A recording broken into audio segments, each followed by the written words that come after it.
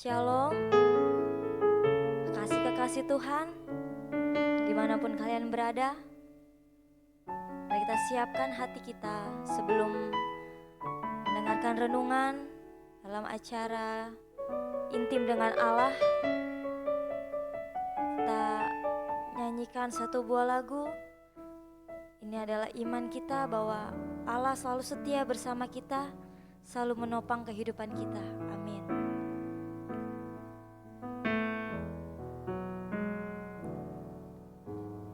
Bapa, Kau setia, takkan meninggalkan, dan ku percaya Engkau milikku dan ku milikmu. Kerinduanku tinggikan namamu, karena ku tahu Engkau dalamku dan ku dalammu.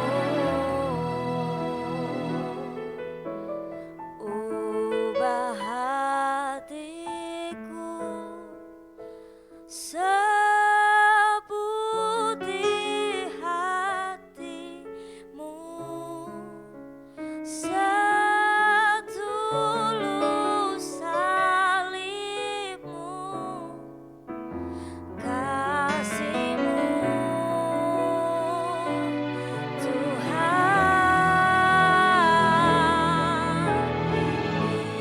Biar mataku seperti matamu,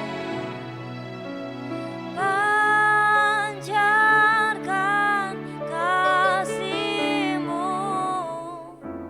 Ku mau jadi seperti-Mu.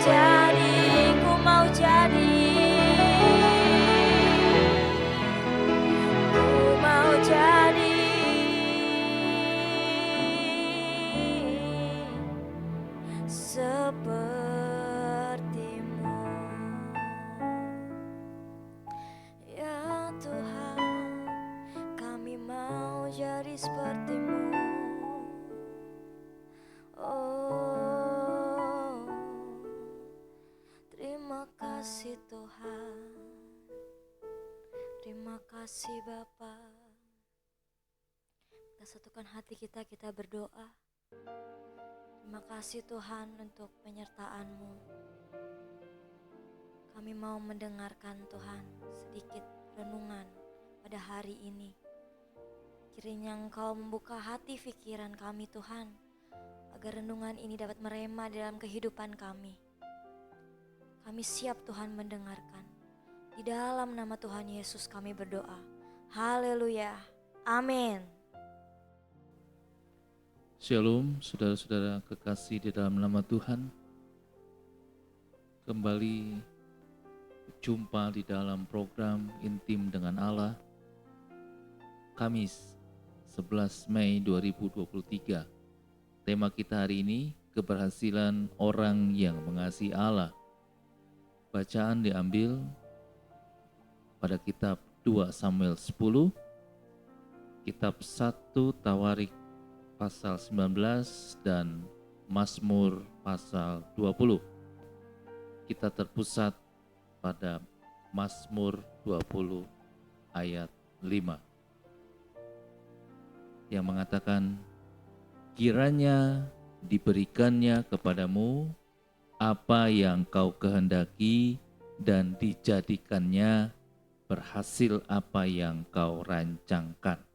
Saudara, keberhasilan menurut ukuran orang dunia adalah orang-orang yang kaya raya. Orang yang berhasil menurut ukuran dunia adalah orang yang memiliki banyak uang dan memiliki banyak emas, intan, berlian, dan permata lainnya. Seseorang yang berhasil adalah orang yang memiliki banyak rumah mewah, banyak mobil mewah, dan memiliki banyak barang-barang mewah lainnya. Saudaraku, padahal semua itu adalah sah-sah saja, meski sebenarnya bisa kita katakan sebagai hal yang sia-sia menurut kerohanian kita sebagai orang yang percaya. Berbeda dengan orang percaya. Orang percaya meyakini bahwa sebanyak apapun harta yang dimilikinya itu adalah harta miliknya Tuhan. Orang percaya meyakini bahwa anak, cucu, dan menantu yang dimilikinya juga adalah miliknya Tuhan. Banyak uang dan harta yang melimpah yang dimilikinya adalah titipan Tuhan. Rumah mewah, mobil mewah, sawah, dan perkebunan yang luas yang dimiliki orang percaya adalah milik Tuhan. Saudaraku, milik Tuhan yang sementara ini dititipkan kepada kita selama kita masih hidup di dalam dunia. Milik Tuhan yang dititipkan kepada kita harus kita jaga. Orang percaya meyakini bahwa orang yang berhasil adalah orang yang memiliki hikmat akal budi yang berasal dari Tuhan. Orang yang berhasil adalah orang yang memiliki rasa takut akan Tuhan. Orang yang paling berhasil adalah orang yang percaya dan melakukan firman Tuhan. Orang yang berhasil adalah orang yang lurus jalan hidupnya karena ia akan mewarisi kerajaan sorga. Oleh sebab kasih karunia Tuhan, maka segala sesuatu yang dijadikannya bagi kita. Oleh sebab itu, selama Tuhan masih berkenan mengizinkannya, mari kita kelola keberhasilan dan harta milik kita dengan segenap hati seperti milik Tuhan.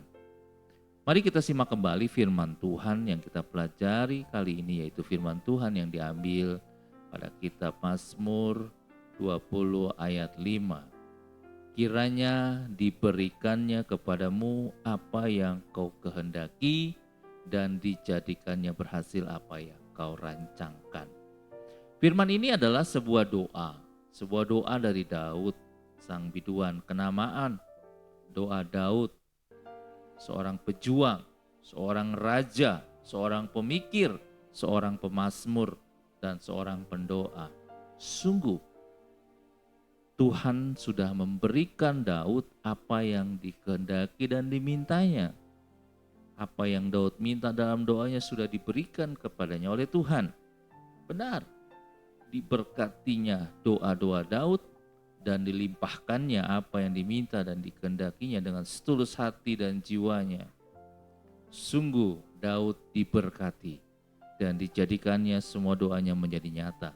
Oleh sebab itu, sadari dan syukurilah segala sesuatu yang kita miliki adalah karena kehendak dan perkenanan Tuhan, bukan karena upaya kita, bukan karena kemampuan dan kekuatan kita, dan bukan pula karena keberhasilan kita. Saudara, ketika Saul mengangkat Daud menjadi kepala pasukan 1000 dan dikirim ke medan perang, Daud tetap setia dan dekat dengan Tuhan. Daud tetap mengasihi Tuhan dan Tuhan pun sangat mengasihinya. Karena segala perjalanan dan peperangan yang dijalani oleh Daud dibuat Tuhan berhasil. Keberhasilan Daud karena penyertaan Tuhan. Inilah firman-Nya yang ditulis di kitab 1 Samuel 18 ayat 14 mengatakan, Daud berhasil di segala perjalanannya sebab Tuhan menyertai dia. Oleh karena penyertaan dan pembelaan tangan Tuhan, maka tidak ada seorang pun yang dapat melawan Daud.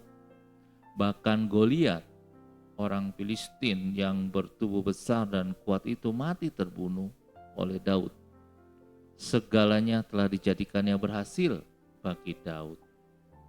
Saudara, pada zaman sekarang banyak Goliat masa kini yang menyerang, menawan, membelenggu orang percaya.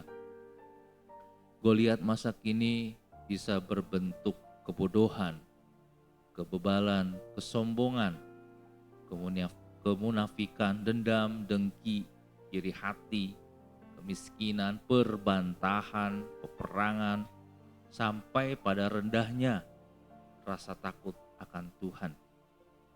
Semua Goliat itu terus merayu orang percaya, termasuk kita.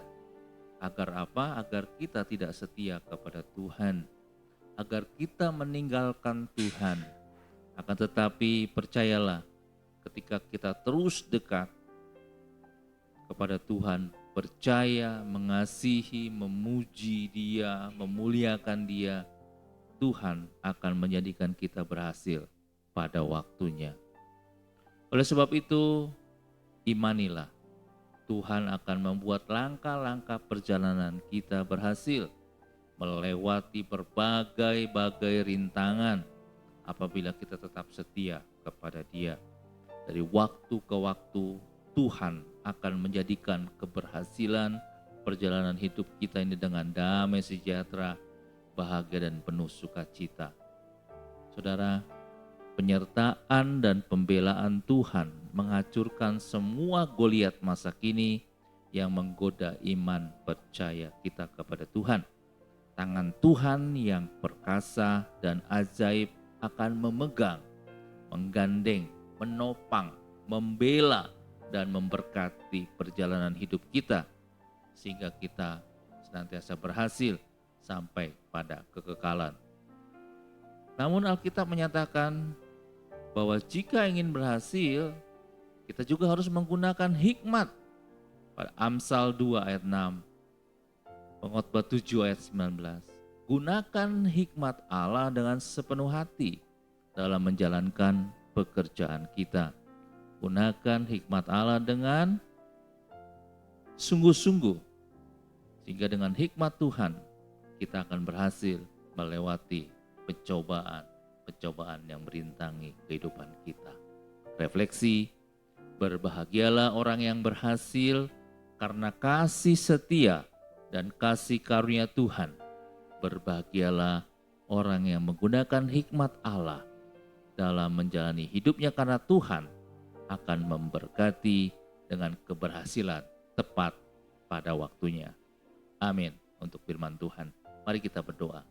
Bapa Surgawi, terima kasih untuk firman Tuhan yang menuntun kami untuk kami tetap berjalan sesuai dengan kehendak Tuhan, mengasihi Tuhan, dan bagian kami adalah keberhasilan bersama Allah. Terima kasih Bapa, sepanjang hari ini kami serahkan kehidupan kami ke dalam tangan Tuhan. Kami percaya bersama Allah kami cakap melakukan segala sesuatu, bersama Allah kami cakap menanggung segala sesuatu.